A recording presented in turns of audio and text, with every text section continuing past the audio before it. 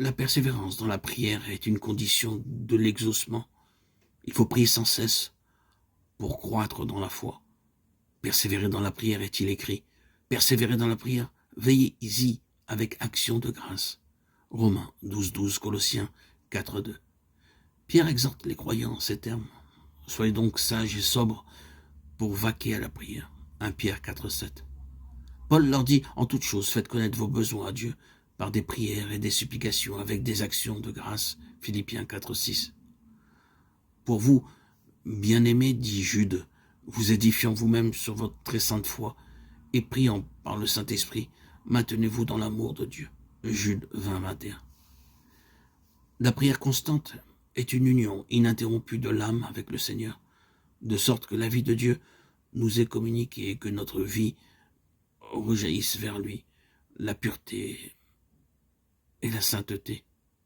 La constance dans la prière est une nécessité, que rien ne s'interpose entre vous et ce devoir. Faites tout ce qui dépend de vous pour maintenir une communion intime entre Jésus et votre âme. Cherchez toutes les occasions de vous rendre là où l'on se réunit pour prier.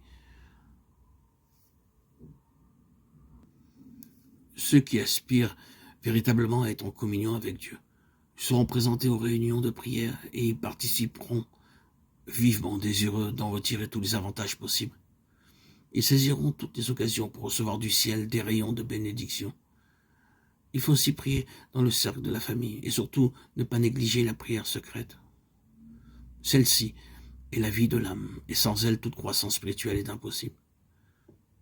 Prier en famille, en public, ne saurait suffire. Quand vous êtes seul, ouvrez votre âme au regard scrutateur de Dieu. Votre prière ne doit être entendue que de lui seul. Aucune oreille curieuse ne doit être témoin de vos épanchements.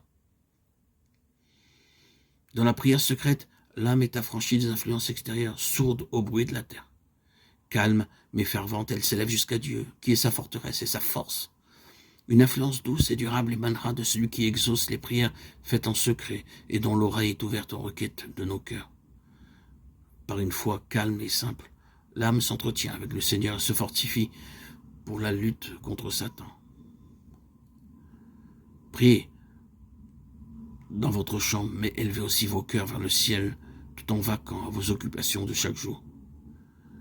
C'est ainsi qu'Enoch marchait avec Dieu.